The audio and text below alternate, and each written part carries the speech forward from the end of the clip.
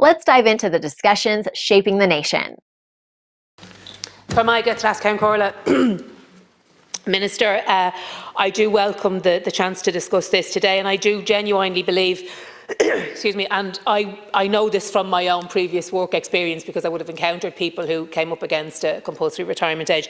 I do genuinely believe that what workers want is the right at 65 to be able to make that decision to work on, should they wish, up to the age of 70, as was provided for by the legislation that myself and my colleague Claire Curran brought forward, or indeed to retire with access to their pension at 65. And this is not at odds with the recommendations of the Pension Commission, as I'm sure you will well know yourself, Minister.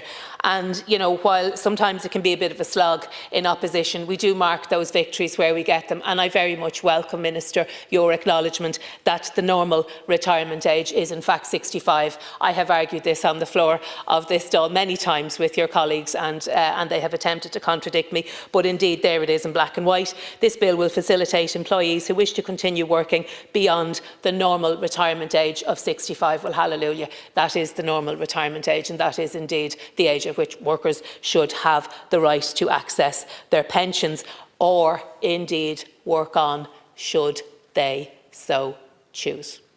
And that's what this should be about. It should be about choice. There isn't anyone that I'm aware of advocating for the complete abolition of mandatory retirement ages, although you mention it in your script. I'm not sure that that's an ask of any organisation, but you do reference in your script, Minister, that the abolition of any mandatory retirement ages would impose potentially substantial burdens on employers.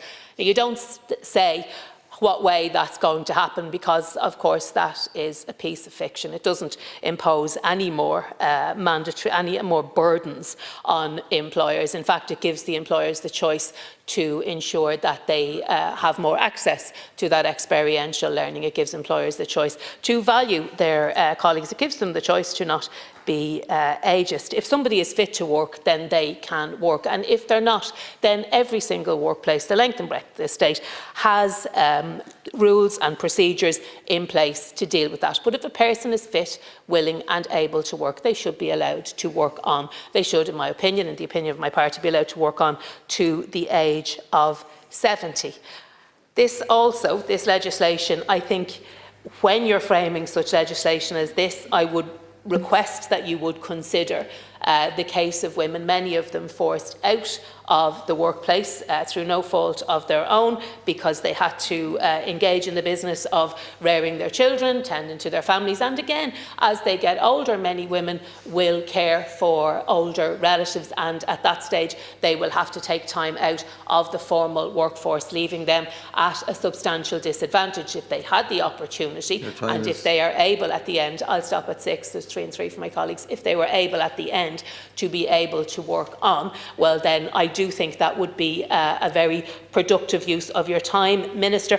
I'm disappointed at the limitations in this legislation. I do think that you should go further. I do believe that workers, particularly, as does the Pension Commission, those workers who work in employment that is physically onerous, should have the opportunity to retire at the age of 65. I do think also women forced out of the formal workforce should have the opportunity to work on should they choose. But this is about choice. I do think there is somewhat of a paternalistic attitude in this legislation, and indeed, with respect, Minister, in your own contribution, I think workers are big and able enough to choose. And I said this when the Labour Party took that right away from them. We campaigned against it. We stand against it today.